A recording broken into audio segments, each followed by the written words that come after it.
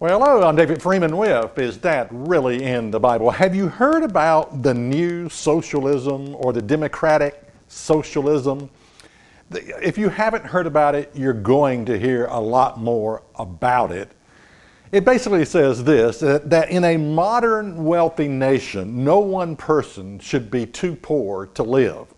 Now, if you think about the morality of that statement, which I think it's supposed to come across like that.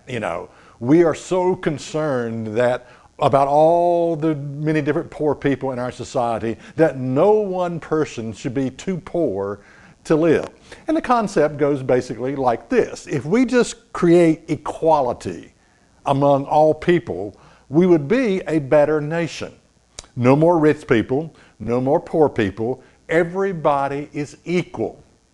In fact, just recently on Facebook, some nitwit posted a comment, said, "I want full communism because I value a fair society." Let me repeat that.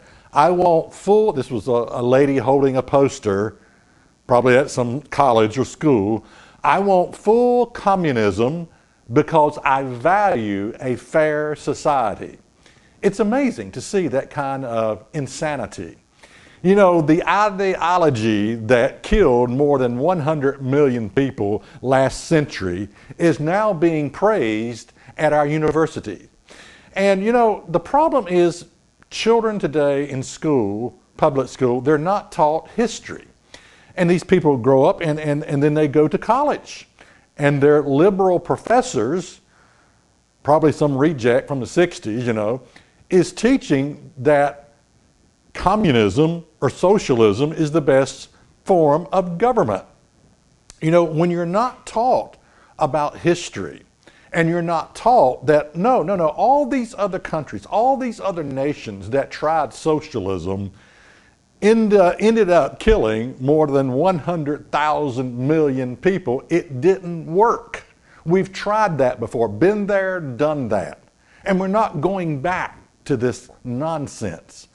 Now, when I consider some of these statements, like the new socialism or the democratic socialism, that in a modern wealthy nation, no one person should be too poor to live. Or I read a comment like, I value, communism because I value a fair society.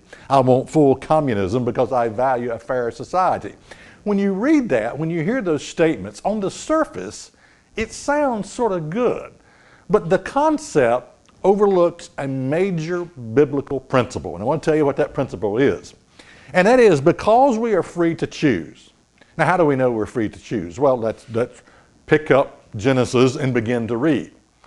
God created man in his image. One of the first things that you realize about the creation of man, when God created man, is that he created us a free moral agent with the ability to choose right from wrong. We are free to choose evil. We are free to choose the good. And that is because we are created free. Not all people use their gifts and talents equally. You see, this is what the new socialism overlooks, or the democratic socialism overlooks. That yes, all men are created equal, but not all men use their gifts and talents equally. It's a matter of choice, you see. Check us out on the web at isthatreallyinthebible.com.